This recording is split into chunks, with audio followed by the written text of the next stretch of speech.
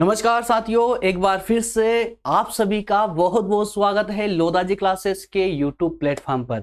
दोस्तों, महिला सशक्तिकरण के अंतर्गत एक नए टॉपिक के साथ आपके सामने प्रेजेंट हो चुके हैं। आज हम चर्चा करेंगे महिलाओं के अधिकारों पर। जी हां दोस्तों, महिलाओं को किस किस प्रकार के भारतीय संविधान के द्वारा अधिकार प्रदान किए गए हैं, जिनका ज्ञान आज महिलाओं को ही नहीं है।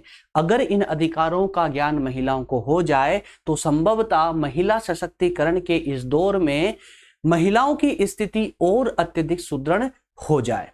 क्लियर है? तो दोस्तों, जो भी ये सेशन देख रहे हैं, विशेष करके महिला है ना, विशेष ध्यान दें इन अधिकारों पर कि संविधान के द्वारा किस प्रकार से हमारे संविधान निर्माताओं ने आप लोगों को अधिकार देकर के सशक्त करने का प्रयास किया है। उन अधिकारों की अब आज आवश्यकता है कि वो अधिकार आज आप उन अधिकारों को पूर्णतः जाने समझे।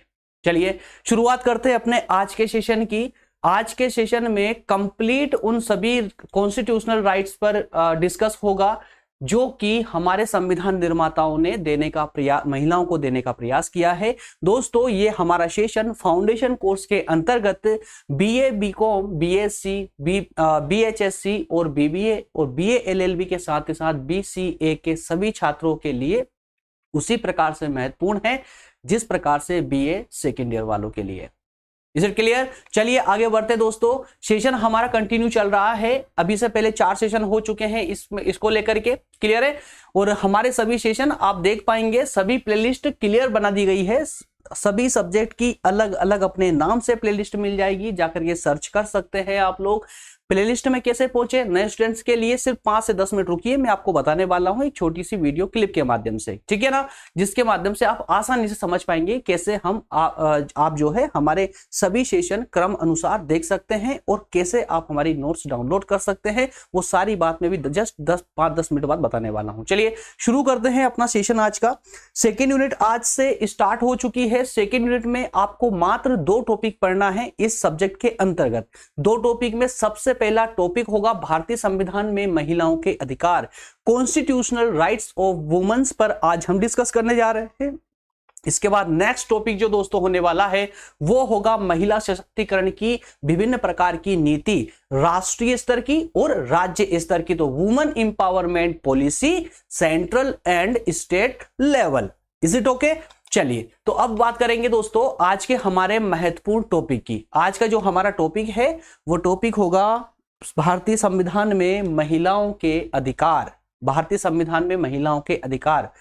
जी हां दोस्तों, महिलाओं आज के हम इस सेशन में यही डिस्कस करने जा रहे हैं कि भारतीय संविधान में महिलाओं को कितने प्रकार के अधिकार दिए गए हैं, जो कि सभी महिलाओं को अच्छे से पता होना आवश्यक है। और आज हमारी जो दुर्दशा है या कहे कि आज जो हमारी दुविधा है या दुर्भाग्य है वो यही है कि सरकार ने या संविधान निर्माताओं ने हमें अधिकार तो दिए हैं, लेकिन उन्हीं अधिकारों का हमें खुद ज्ञान नहीं है। और जिनको ज्ञान है वो उन लोगों का जो है मिसयूज कर रहे हैं जिनको इसका ज्ञान नहीं है।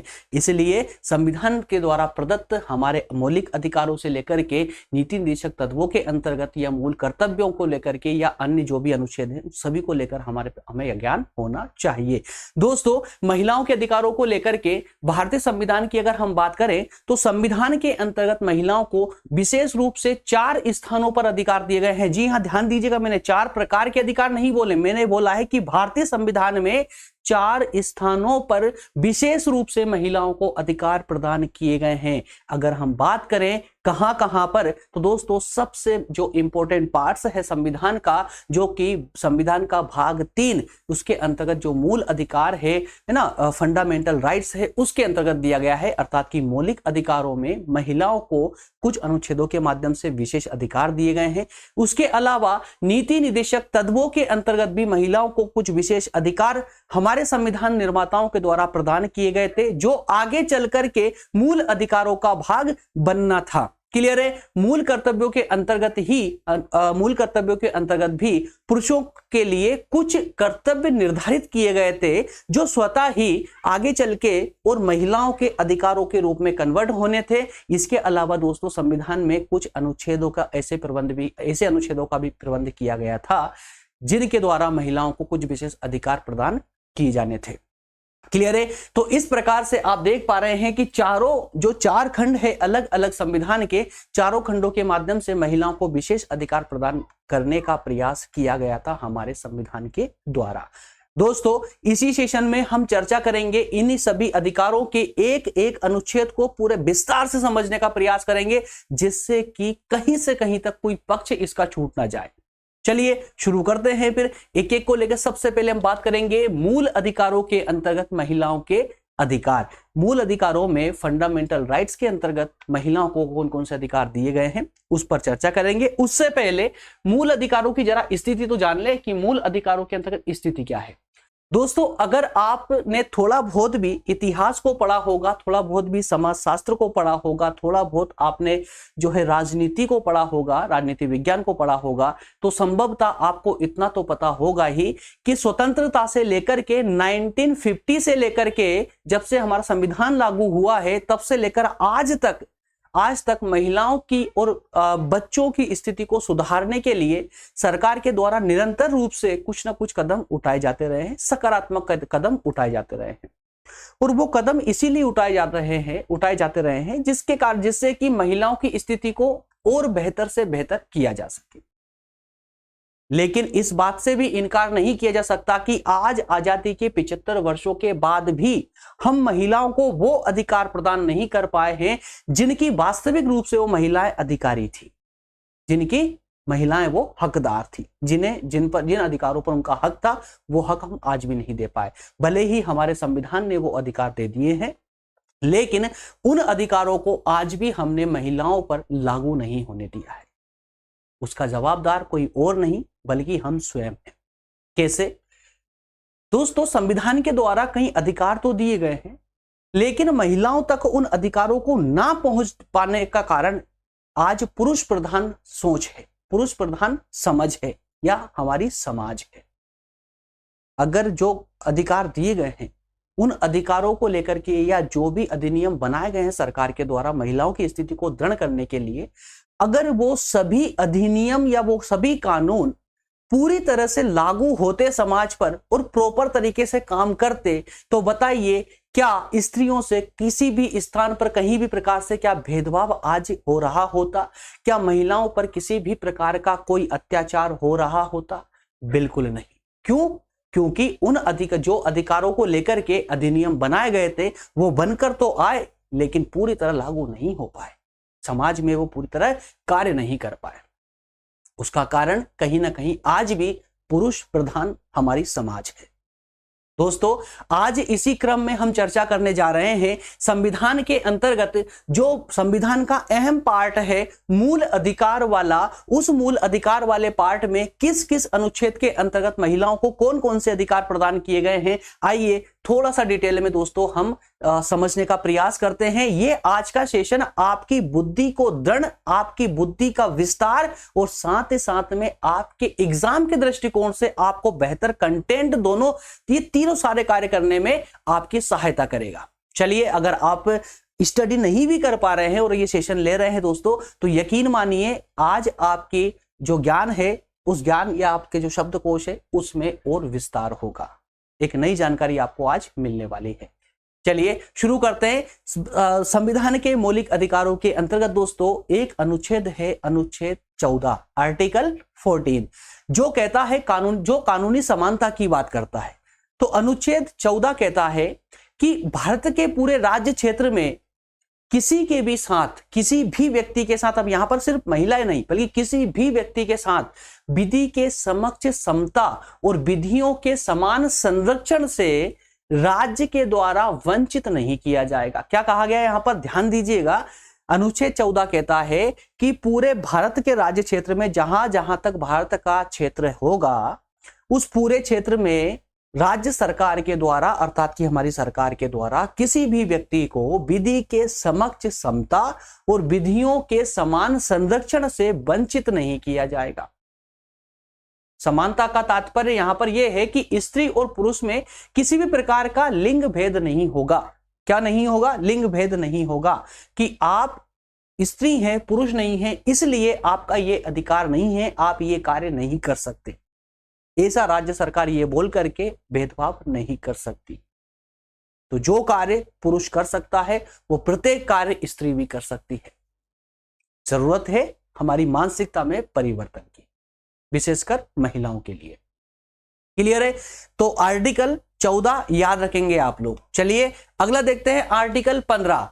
आर्टिकल 15 के भी अंतर्गत आर्टिकल 15(3) क्या है? आर्टिकल 15, आर्टिकल 15 सब आर्टिकल 3 जो बात करता है कि किसी भी व्यक्ति के साथ में जाति, धर्म, लिंग, जन्म स्थान आदि के आधार पर भेदभाव नहीं किया जाएगा। क्या कहता है? जाति के आधार पर, धर्म के आधार पर, लिंग के आधार पर। तो हमारे आज के सेशन का मेन क्या है? लिंग के आधार पर, आप पुरुष हो या स्त्री हो, किसी प्रकार का कोई भेदभाव नहीं किया जाएगा। क्लियर है? इसके अलावा दोस्तों, इसके अलावा आर्टिकल 15(3) जो है, आर्टिकल 15 सब आर्टिकल 3 एक अन्य उपबंध और भी करता है, और वो उपबंध कहता है कि राज्य सरकार अगर चाहे तो स्त्रियों की स्थिति को बेहतर करने के लिए, समाज में स्त्रियों को उचित स्थान प्रदान करने के लिए विशेष उपबंध कर सकती है। विशेष कानून या विशेष कानून बना सकती है महिलाओं को सुदृढ़ करने, महिलाओं की स्थिति को सुदृढ़ करने के लिए। ठीक है ना? तो यह अनुच्छेद उपबंध करता है कि अनुच्छेद 15 की कोई बात राज्य को स्त्रियों और बालकों के लिए विशेष उपबंध बनाने से नहीं रोकेगी। भारत में स्त्रियों की दशा बड़ी शोचनीय है। वे अपनी सामाजिक कुरीतियों जैसे कि बाल विवाह, बहु विवाह और भी कई प्रकार की कुप्रथाएं हैं समाज में जो महिलाओं का विरोध करती है, इन सब का जो शिकार थी और पूर्ण रूप से पुरुषों पर आश्रित थी। इसी कारण से राज्य को विशेष अधिकार दिया गया है कि महिलाओं को इन सभी दुष्कार्यों से या जो प्रथाएं हैं इनसे मुक्ति दिलाने के लिए राज्य सरकार विशेष कानून बना सके। क्लियर है? चलिए अगला देखते हैं। नेक्स्ट है अनुच्छेद 16। क्या है दोस्तों? अनुच्छेद 16 आर्टिकल 16 सब आर्टिकल 1। अनुच्छेद 16 का सब आर्टिकल क्या है दोस्तों? 1। लोक सेवाओं में अफसर की समानता। लोक सेवाओं में अफसर की समानता बहुत प्यारा कंसेप्ट है दोस्तों। यहां पर भी ये भी अनुच्छेद 16 भी आप लोग याद रखेंगे। राज्य सरकार किसी भी व्यक्ति के साथ में लोक सेवाओं में भेदभाव नहीं कर सकती स्त्री और पुरुष के आधार पर। अनुच्छेद 16 यह उपबंध करता है कि राज्य के अधीन किसी भी पद पर नियोजन या नियुक्ति से संबंधित विषयों में सभी नागरिकों, महिला और पुरुषों के लिए समान अवसर होंगे। समान अवसर होंगे योग्यता के आधार पर, याद रखिएगा।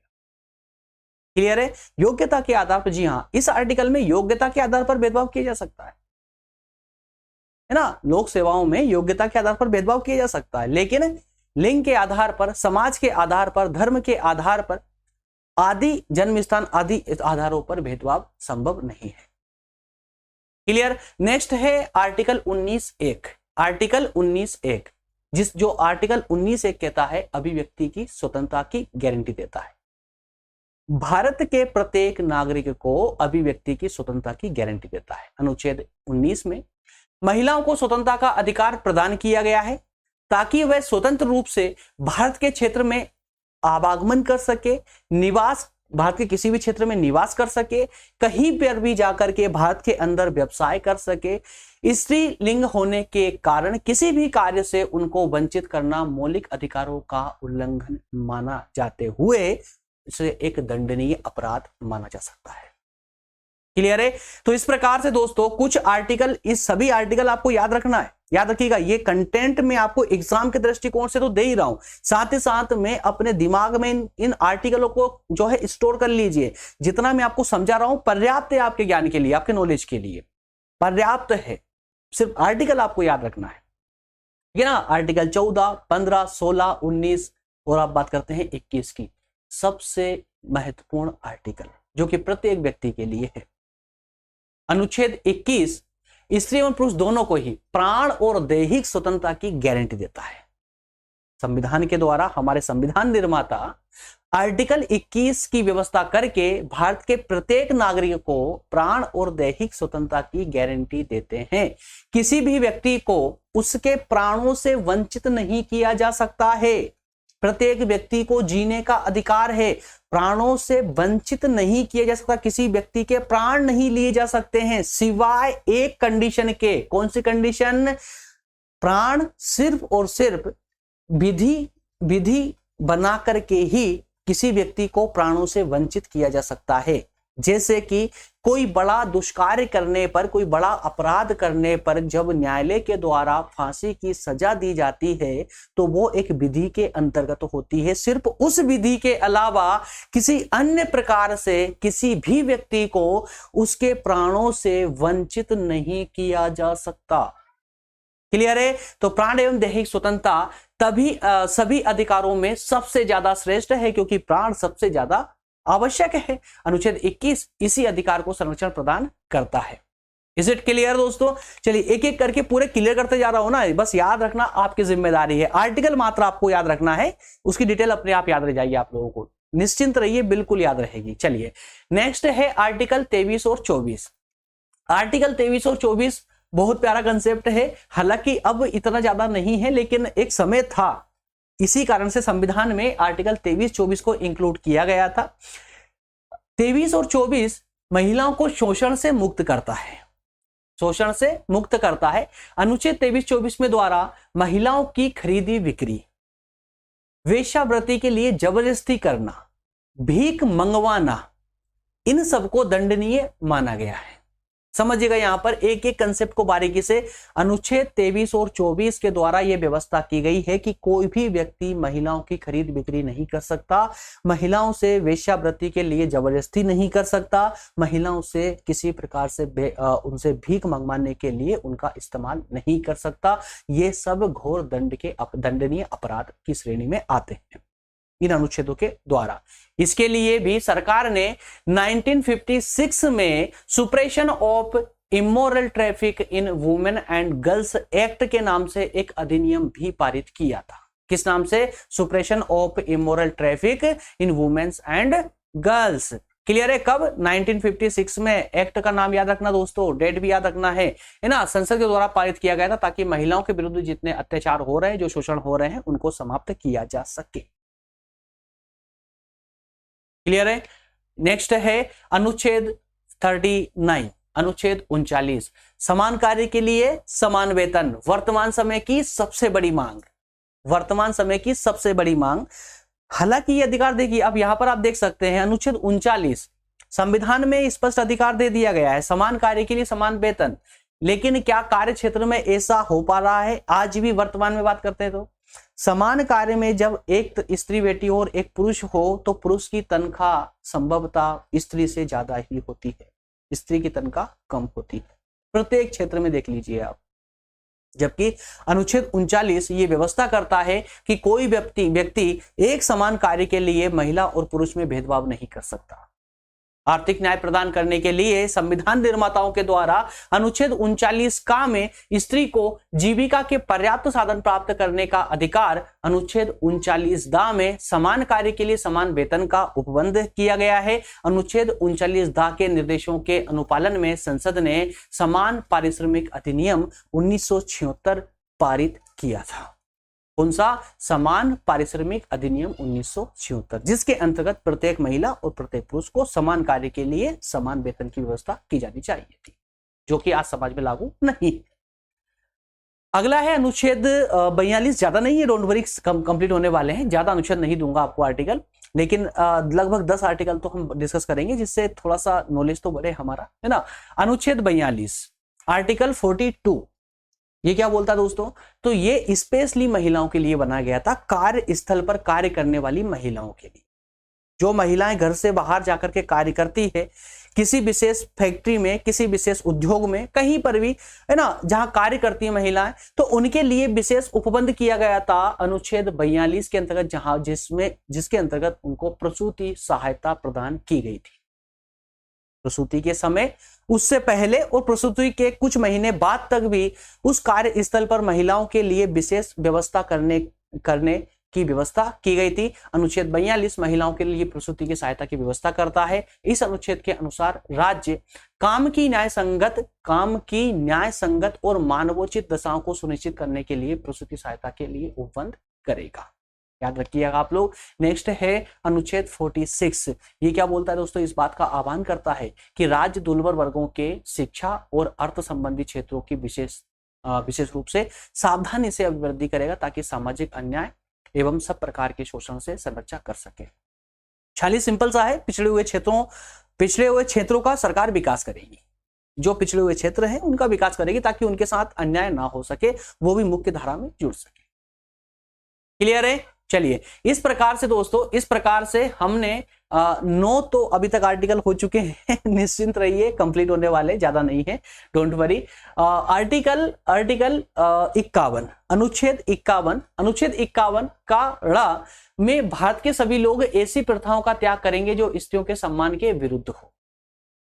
ऐसी कोई प्रथा नहीं होगी जैसे पहले सती प्रथा हुआ करती थी, ऐसी कोई प्रथा अब नहीं चलेगी समाज में जो महिलाओं के सम्मान के विरुद्ध हो।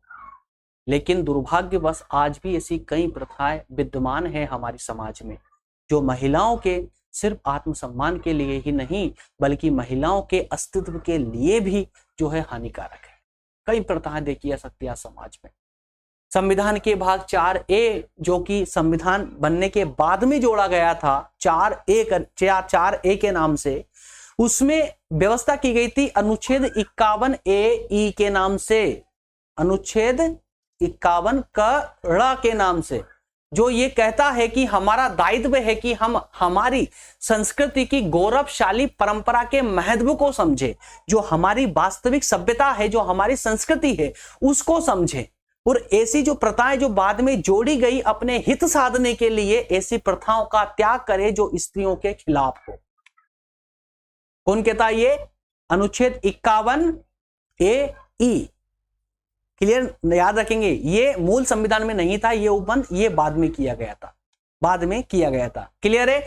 नेक्स्ट है अनुच्छेद 243 द और सब 3।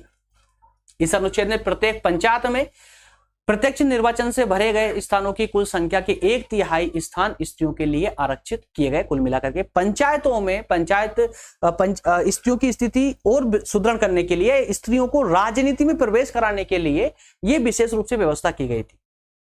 पंचायतों में जो चुनाव होते हैं उसमें 1/3 जो स्थान होते हैं वो महिलाओं के लिए आरक्षित कर दिए गए थे। नेक्स्ट एंड लास्ट है, निश्चित है ये लास्ट है, अनुच्छेद 325 निर्वाचक नामावली में महिला और पुरुष दोनों को ही समान रूप से सम्मिलित होने का अधिकार प्रदान किया गया था। अनुच्छेद 325 द्वारा संविधान निर्माताओं ने यह दर्शाने की कोशिश की कि भारत में पुरुष और स्त्री को समान मतदान का अधिकार दिए गए हैं। समान मतदान का अधिकार ये मिला हुआ है, ये मिला हुआ है ना। चलिए, इस प्रकार से दोस्तों हमने देखा कि मूल अधिकारों के अंतर्गत महिलाओं को कौन कौन से अधिकार प्रदान किए गए थे। चलिए अब फटाफट हम जो 3 पार्ट बचे हुए छोटे छोटे से पार्ट है, जल्दी कंप्लीट हो जाएंगे। नीति निदेशक स्टार्ट करने से पहले नीति निदेशक तत्वों के बारे में थोड़ा सा मैं आप लोगों को बता दूं। मेरे प्यारे दोस्तों, भारतीय संविधान में जो हमें अधिकार दिए गए हैं वो सभी अधिकार हमें हमारे मूल अधिकारों वाले भाग में देखने को मिलेंगे। तो फिर ये नीति निदेशक तत्व क्या थे? जी हां, नीति निदेशक तत्व भी हमारे अधिकार ही थे, हमारे अधिकार और सरकार के दायित्व थे, कर्तव्य थे। ये अधिकार दोस्तों ऐसे अधिकार थे जो वास्तविक रूप से हमको दिए नहीं गए थे, लेकिन हमारे संविधान निर्माताओं को पता था कि हमें हमारे नागरिकों को कौन कौन से अधिकार देने हैं। लेकिन उस समय भारत जो है वो सभी अधिकार देने में सक्षम नहीं था। इस कारण से संविधान निर्माता एक लिस्ट बना करके छोड़कर चले गए। उन्होंने कहा कि जैसे जैसे भारत की स्थिति सुदृढ़ होती चली जाए, भारत की स्थिति अच्छी होती चली जाए, वैसे वैसे हम ये लिस्ट बनाकर रख रहे हैं, इसमें से अधिकार निकालिएगा और मूल अधिकारों में डाल दीजिएगा। मूल अधिकार में डलते ही वो अधिकार जनता को प्रदान कर दिया जाएगा।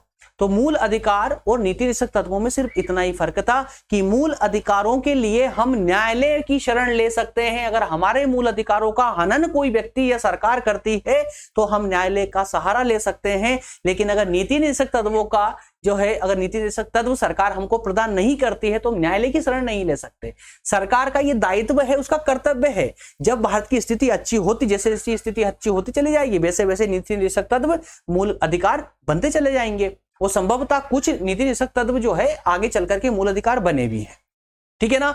तो ऐसे नीति निर्देशक तत्वों के अंतर्गत ऐसे अधिकार महिलाओं के जो संविधान निर्माता सुरक्षित रख कर गए थे, कौन कौन से थे, आइए देख लेते हैं एक एक करके, ठीक है ना।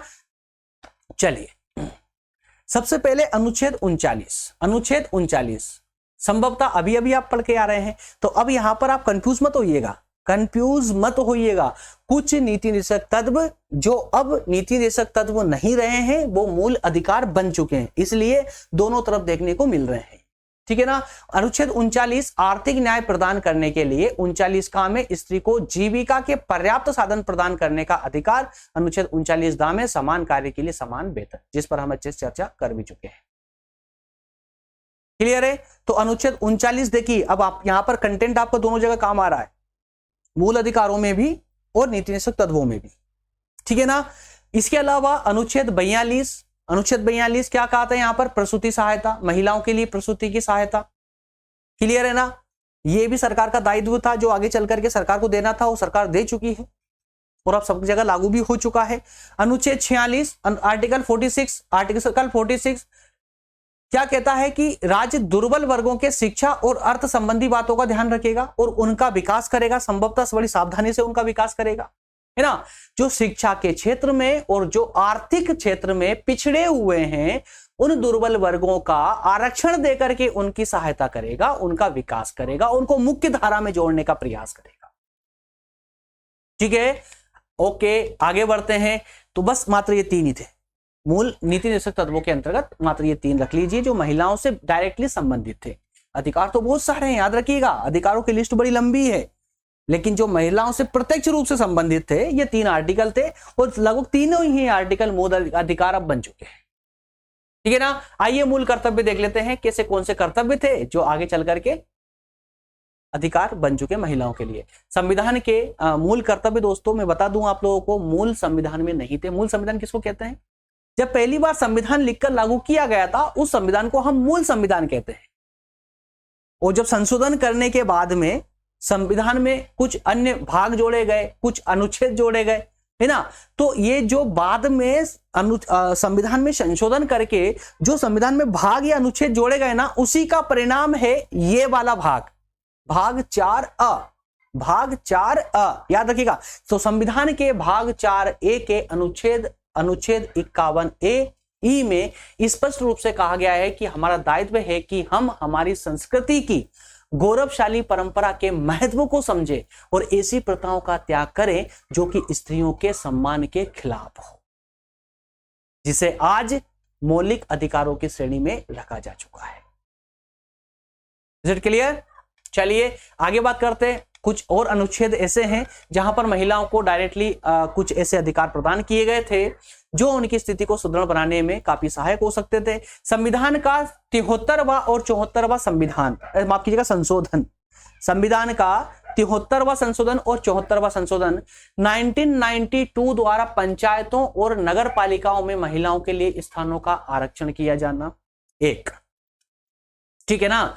जो संविधान का संशोधन किया गया, संविधान में परिवर्तन किया गया था, 73वां परिवर्तन और 74वां परिवर्तन 1992 में पंचायत और नगर पालिकाओं में महिलाओं के लिए विशेष आरक्षण प्रदान किया गया था, जिससे महिलाओं की एंट्री या महिलाओं का प्रवेश राजनीति में हो सके।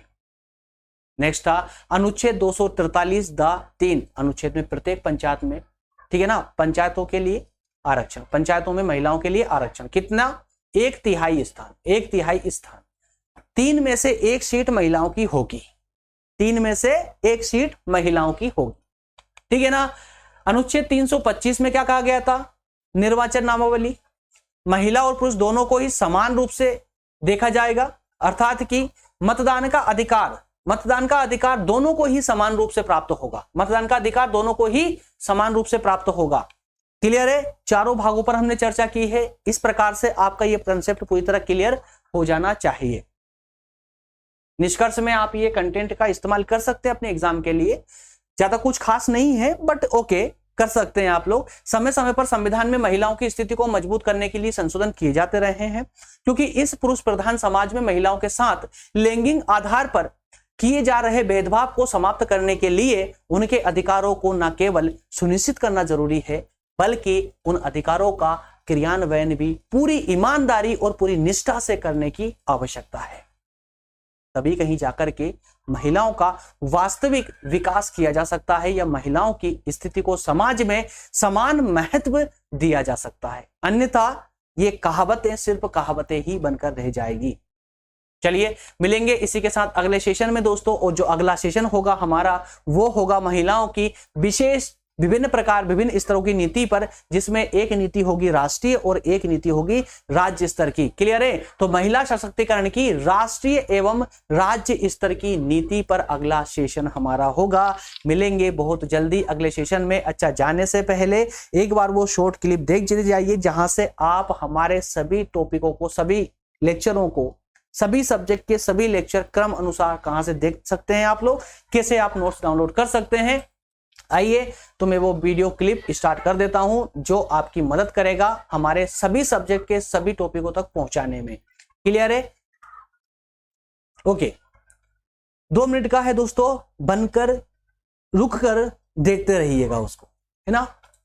तो क्या आपको भी सभी सेशन हमारे करने में समस्या आ रही है? क्या आपको भी प्रॉपर क्लासेस नहीं मिल पा रही है? सभी आपके सब्जेक्ट के सभी टॉपिक नहीं मिल पा रहे हैं? तो दोस्तों आइए मैं बताता हूं कि आपको प्लेलिस्ट में सर्च करके किस प्रकार से आप हमारे सभी सेशन आसानी से देख सकते हैं। तो इसके लिए हमें चलना होगा मोबाइल की स्क्रीन पर। चलिए, क्योंकि मैक्सिमम स्टूडेंट अभी मोबाइल पर ही सेशन देखते हैं, तो इस कारण से मोबाइल की स्क्रीन का सपोर्ट लेकर के मैं आपको बताने का प्रयास करता हूं पूरा, है ना, कि किस प्रकार से जो है हमारे सेशन को फाइंड आउट कर सकते हैं। दोस्तों आप ये मोबाइल स्क्रीन पर देख पा रहे हैं, यहां पर ये सेशन जो चल रहा है, जैसा आप अभी अपने मोबाइल पर देख पा रहे हैं, इसके जस्ट नीचे आपको दिख रहा है दोस्तों, यहाँ लोधाजी क्लासेस और सब्सक्राइब का बटन लिखा, सब्सक्राइब लिखा हुआ है। तो इसी सब्सक्राइब पर दोस्तों वीडियो को लाइक करके और सब्सक्राइब को क्लिक करना है सबसे पहले, और बेल आइकन को भी प्रेस कर लेना है। क्लियर है? इसके तुरंत बाद में आपको जो लोधाजी क्लासेस लिखा हुआ दोस्तों, इसके ऊपर क्लिक करना है, लोधाजी क्लासेस पर क्लिक करना है ना, सब्सक्राइब पर क्लिक नहीं बल्कि लोधाजी क्लासेस पर क्लिक करना है। जैसे ही लोधाजी क्लासेस पर क्लिक करेंगे आप, अर्थात कोचिंग के नाम पर क्लिक करेंगे, तो वहां ऊपर आपको ये लाइन दिख रही है दोस्तों, इस लाइन में आपको देखिए यहाँ पर एक प्लेलिस्ट का बटन दिख जाएगा, प्लेलिस्ट पर क्लिक करेंगे। जैसे ही प्लेलिस्ट पर आप क्लिक करते हैं, आपके सभी सब्जेक्ट, जितने भी सब्जेक्ट हम पढ़ा रहे हैं, सारे सब्जेक्ट आपके सामने आ चुके हैं। इसमें से जो सब्जेक्ट भी आपको पढ़ना है, चूंकि आपको कंफ्यूजन ना हो इसलिए सब्जेक्ट के स्टार्टिंग में ही लिख दिया गया है BA first year, BA second year, BA third year, है ना। उसके बाद सब्जेक्ट का नाम लिखा हुआ है। जो सब्जेक्ट पढ़ना है, जैसे मान लेते हैं कि आप सेकेंड ईयर के स्टूडेंट है, सेकेंड ईयर का फर्स्ट ईयर के स्टूडेंट आप एक्चुअल फर्स्ट, तो फर्स्ट ईयर में राजनीतिक सिद्धांत वाला सब्जेक्ट, इस पे हमने क्लिक किया। क्लिक करते देख पा रहे हैं आपकी सभी सेशन, सभी लेक्चर क्रम से खुलकर आपके सामने आ चुके हैं, बीए 1 2 3 4 5 इस प्रकार से, ठीक है ना। नोट्स भी आप आसानी से, जो सेशन आप अभी देख रहे हैं उसी के डिस्क्रिप्शन में जाएंगे आप लोग। डिस्क्रिप्शन यहां से ओपन होती है, बहुत से स्टूडेंट को पता नहीं है। यहां पर आप क्लिक करेंगे, जैसे ही क्लिक करेंगे तो देखिए डिस्क्रिप्शन खुलकर आपके सामने आ चुकी है, डिस्क्रिप्शन खुल के आपके सामने आ चुकी है। यहां पर फुल डिस्क्रिप्शन नहीं खुलती है, इसके लिए आप क्या करेंगे, ये मोर लिखा हुआ है दोस्तों, इस मोर पर क्लिक करेंगे। जैसे ही आपने मोर पे क्लिक किया, वैसे ही आपको फुल जो डिस्क्रिप्शन होती है वो आपके सामने आ जाती है, और यहाँ डिस्क्रिप्शन में आप आसानी से सभी लिंक हमारी देख पाएंगे। देखिए यहाँ पर लिखा हुआ है डाउनलोड पीडीएफ नोट्स हियर, यहाँ पर क्लिक करके आसानी से आप बहुत ही आसानी से यहाँ से नोट्स डाउनलोड कर सकते हैं।